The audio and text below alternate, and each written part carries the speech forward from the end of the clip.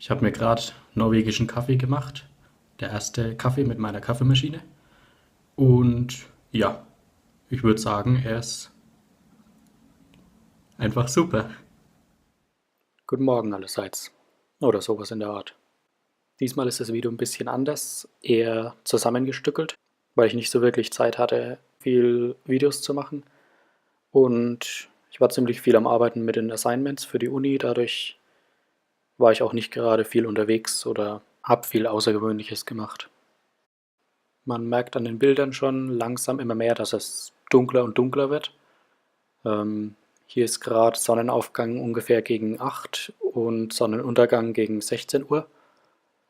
Und die Tage werden natürlich kürzer und kürzer.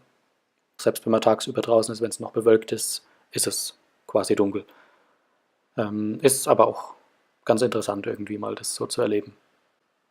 Neben vielen sehr schönen Autos wie dieser Tesla hier, die es sehr viele gibt, gibt es auch solche Scherze. Aber naja, jeder hat seinen eigenen Geschmack.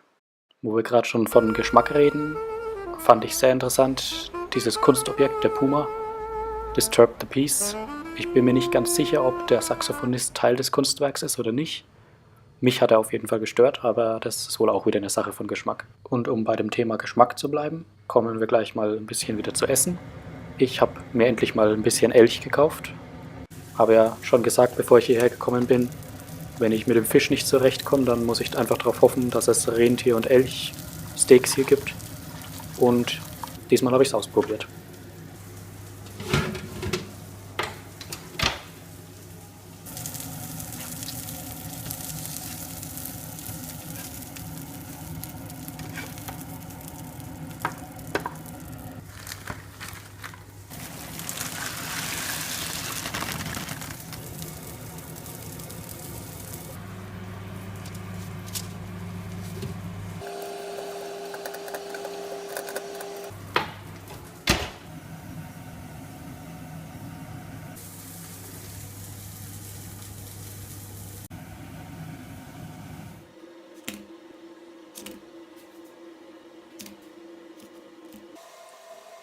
Mein Fazit dazu ist auf jeden Fall lecker, wenn auch nicht was sehr Besonderes, weil es nur eine Frikadelle war und nicht ein Steak.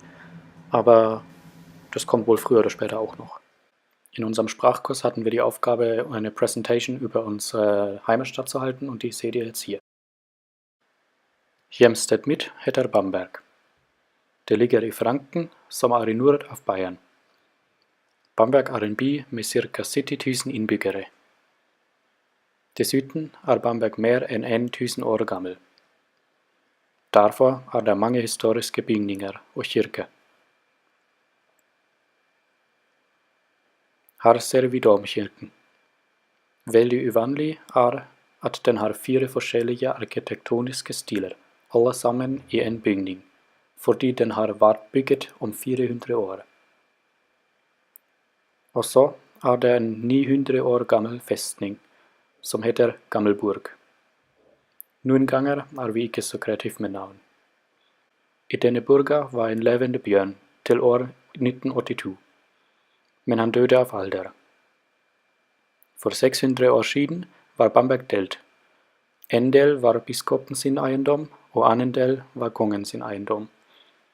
Da folk ville ha et rådhus, forbød både biskopen og kongen å bygge på jorden deres. Derfor bygde folk rådhuset sitt i elva, med begrunnelsen at ei elve er ikke jord. Her ser vi dette rådhuset.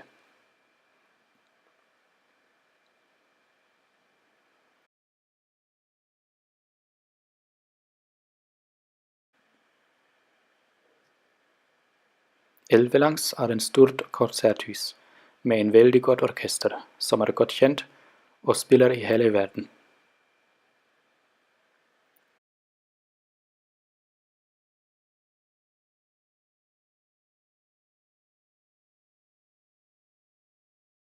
Lengre elvelangs er universitetet mitt.